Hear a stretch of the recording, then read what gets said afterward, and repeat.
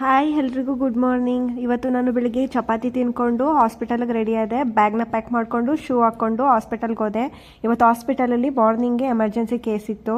Emergency case ಹೇಗಿರುತ್ತೆ, ಏನು ಯಾವ ಥರ ಮಾಡಬೇಕು ಅಂತ ಹೇಳ್ಕೊಡ್ಬೇಕು ಅಂತ ಕರ್ಕೊಂಡು ಹೋಗಿದ್ರು. ಇಲ್ಲಿ ಈ ಕೇಸು ಈ ಪೇಷಂಟ್ಗೆ ಒಂದು 30 to 35 ಇಯರ್ಸ್ ಆಗಿದೆ, ಮದುವೆ ಆಗಿಲ್ಲ.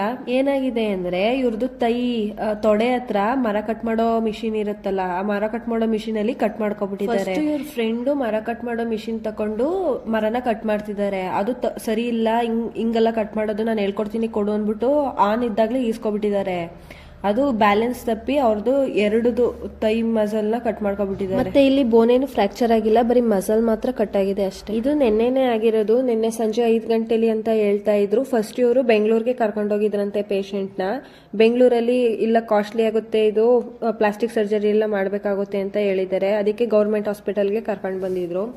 ಇಲ್ಲಿ ಗೌರ್ಮೆಂಟ್ ಹಾಸ್ಪಿಟಲಲ್ಲೂ ಕೂಡ ಆ ಫೆಸಿಲಿಟೀಸ್, ಪ್ಲಾಸ್ಟಿಕ್ ಸರ್ಜರಿ ಮಾಡೋ ಫೆಸಿಲಿಟೀಸ್ ಇಲ್ಲ. ಅದಕ್ಕೆ ಫಸ್ಟ್ ಏಡ್ ಮಾಡಿ ಮೈಸೂರಿಗೆ ಬರ್ದಿದ್ದಾರೆ.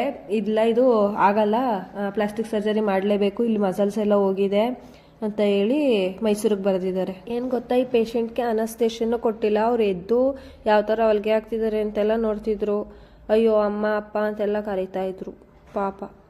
ಇದನ್ನ ಮುಗಿಸ್ಕೊಂಡು ನಾವು ಮೆಡಿಸನ್ ಕೌಂಟ್ ಮಾಡೋಕ್ಕೆ ಅಂತ ಕಳಿಸಿದ್ರು.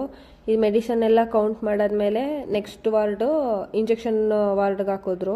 ಏನು ಗೊತ್ತಾ, ನಮ್ಮ ಜನಗಳು ಹೆಂಗೆ ಅಂದರೆ ಇಲ್ಲಿ ಎಲೆಕ್ಟ್ರಿಕ್ ಸ್ಟವ್ನ ಇಟ್ಟಿದ್ರು ಪೇಷಂಟ್ಗಳಿಗೆ ಬಿಸಿನೀರು ಕಾಯಿಸ್ಕೊಳ್ಳೋಕ್ಕೆ, ಕಾಫಿ ಮಾಡ್ಕೊಳ್ಳೋಕ್ಕೆ, ಸಾಂಬಾರ್ಗೆ ಬಿಸಿ ಮಾಡ್ಕೊಳ್ಳೋಕ್ಕೆ ಹೆಲ್ಪ್ ಆಗಲಿ. ಇಲ್ಲಿನ ಜನಗಳು ಎಲೆಕ್ಟ್ರಿಕ್ ಸ್ಟವ್ನೇ ಕತ್ಕೊಂಡು ಹೊಂಟೋಗ್ಬಿಟ್ಟಿದ್ದಾರೆ.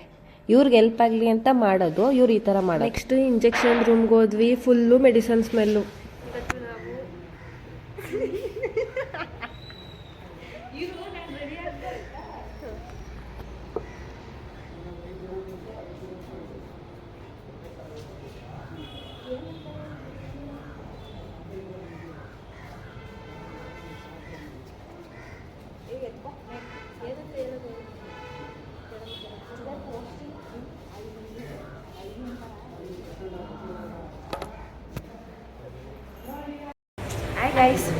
Hi guys.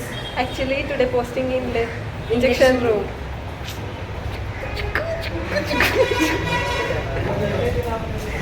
ಪೇಪರ್ ಮತ್ತು ಊಟದ ತ್ಯಾಜ್ಯ. ಮಾನವ ಪ್ರಾಣಿ ಅಂಗಾಂಗಗಳ ಸಂಕುಟ ತ್ಯಾಜ್ಯ, ಉಪಯೋಗಿಸಿದ ಡ್ರೆಸ್ಸಿಂಗ್, ಹತ್ತಿ ಮತ್ತು ಬಟ್ಟೆಗಳು, ರಾಸಾಯನಿಕಗಳು, ಅವಧಿ ಮೀರಿದ ಔಷಧಿಗಳು, ಈ ಥರ ಪ್ರಯೋಗಾಲಯದ ತ್ಯಾಜ್ಯ. ತ್ಯಾಜ್ಯ ಅಂದರೆ ವಸ್ತುಗಳ. ಇಲ್ಲಿ ನೋಡು ಇಂಜೆಕ್ಷನ್ ಎಷ್ಟು ಹಾಕೋರೆ. ರ್ಯಾಂಟೆಕ್ ಇಂಜೆಕ್ಷನ್ ಯೂಸ್ ಫಾರ್ ಇದು ಸ್ಟೊಮಕ್ ರಿಲೇಟೆಡ್ ಪ್ರಾಬ್ಲಮ್ಸ್, ಅಸಿಡಿಟಿಗೆ. ಇದು ಯಾವುದಕ್ಕೆ? Intestine muscle relax. ಇದು Deriphyllin injection use for asthma, pulmonary disease. CPM injection used for allergic conditions. ಇದನ್ನ ಕಟ್ ಮಾಡಿ ಇಷ್ಟಕ್ಕೆ ಹಾಕೋದು. ಅದಕ್ಕೆ ಅಲರ್ಜಿಗ. ಇದಕ್ಕೆ ನೇಮೇ ಇಲ್ಲ, ಇಲ್ಲೇ ಇರುತ್ತೆ ನೋಡು. ಕೆಮೋಬೆಟ್ ಇಂಜೆಕ್ಷನ್ ಯೂಸ್ಡ್ ಫಾರ್. ನಮಗೆ ಇದೆಲ್ಲ ವಸ್ತು ಇವಾಗ ನಾವು ಕಲಿಯಕ್ಕೆ ಬಂದಿರೋದು. ಆದರೂ ಇಂಜೆಕ್ಷನ್ ರೂಮ್ ಫುಲ್ಲು ತಲೆನೋವು ಬಂದಿದೆ ಅಲ್ಲಿ ಸ್ಮೆಲ್ನ ತಗೊಂಡು. ನಮ್ಗೆ ಹೇಳ್ಕೊಡ್ತಿರೋ ಸಿಸ್ಟರ್ಗೆ 10 year ಎಕ್ಸ್ಪೀರಿಯನ್ಸ್ ಆಯ್ತಂತೆ. ಹೆಂಗೆ ಆಗ್ತಾರೆ ಗೊತ್ತಾ, ಆದರೆ ನಮ್ಗೆ ಲೋಡಿಂಗ್ ಮಾಡ್ಕೊಳೋಕ್ಕೂ ಬರ್ತಾ ಇಲ್ಲ.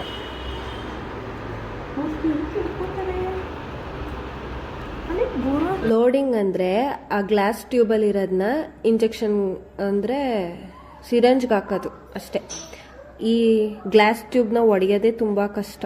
ನೆಕ್ಸ್ಟು ಪೋಸ್ಟಿಂಗ್ನ ಮುಗಿಸ್ಕೊಂಡು ಕಾಲೇಜ್ಗೆ ಹೋದ್ವಿ. ಕಾಲೇಜ್ನಲ್ಲಿ ಎಕ್ಸ್ಟರ್ನಲ್ ಕ್ಲಾಸಸ್ ಅಂತ ಇರುತ್ತೆ, ಅದನ್ನ ಡಾಕ್ಟರ್ ತಗೋತಾರೆ. ಅದನ್ನು ಕೇಳೋಕ್ಕೆ ಪುನಃ ಹಾಸ್ಪಿಟಲ್ಗೆ ಹೋಗಿ ಹಾಸ್ಪಿಟಲಲ್ಲಿ ಕ್ಲಾಸ್ ಕೇಳ್ಕೊಂಡು ಮನೆಗೆ ಹೋಗೋದು. ಇವತ್ತಾಗಿದ್ದು ಇಷ್ಟೇ. ಥ್ಯಾಂಕ್ ಯು ಸೋ ಮಚ್ ನನ್ನ ವಿಡಿಯೋನ ಪೂರ್ತಿ ನೋಡಿದ್ದಕ್ಕೆ.